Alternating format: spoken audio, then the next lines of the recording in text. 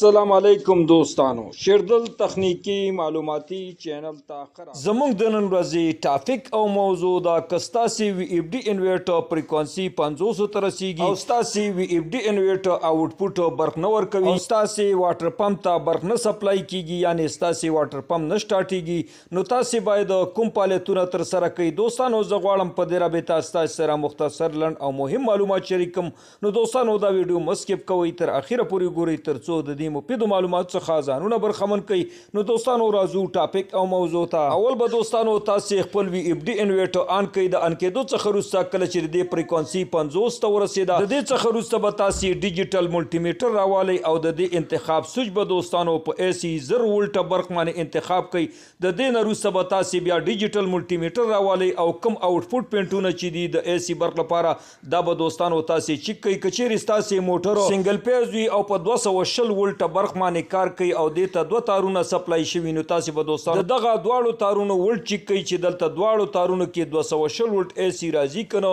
او یا تاسو موټر 3 پیز وي دې ته درې تارونه کریکشن شوي نو تاسو به په دې درې واړو تارونو کې دوه پازونه به چیک کوي چې دلته 380 یا 400 ولټ راځي کنه کچېرې دوستانو دلته تاسو ولټ وګورئ او ولټ نه سنگل پیز راځي او نه 3 پیز راځي یعنی نه 220 ولټ راځي او نه دوستانو 380 یا 400 ولټ راځي د دې د عملي د اجرا کولو څخه وروسته تاسو به دوستانو د وی اف ډي انورټر د پی جی بټن یعنی د پروګرامینګ بټن به انټر کړئ د پروګرامینګ بټن د انټر کېدو څخه وروسته د وی اف ډي انورټر په سکرین باندې شو کیږي P0 د P0 د شو کېدو څخه وروسته تاسو به د سټپ اپ یا د سټپ ډاون ایرو بټن به پریس کړئ او وربشي دوستانو P2 ته د P2 د شو کېدو څخه وروسته تاسو به دوستانو بیا د ډاټا بټن انټر کړئ د ډاټا بټن د انټر کېدو څخه وروسته په سکرین باندې شو کیږي P2.00 د P2.00 د شو کېدو څخه وروسته دوباره به بیا دوستانو تاسو د ډاټا بټن انټر کړئ د ډاټا بټن د انټر کېدو څخه وروسته تاسو به دوستانو ورشي P2.04 ته د P2.04 د شو کېدو څخه وروسته تاسو به د ډاټا بټن دوباره انټر کړئ ډاټا بټن د انټر کېدو څخه وروسته په سکرین باندې شو کیږي 4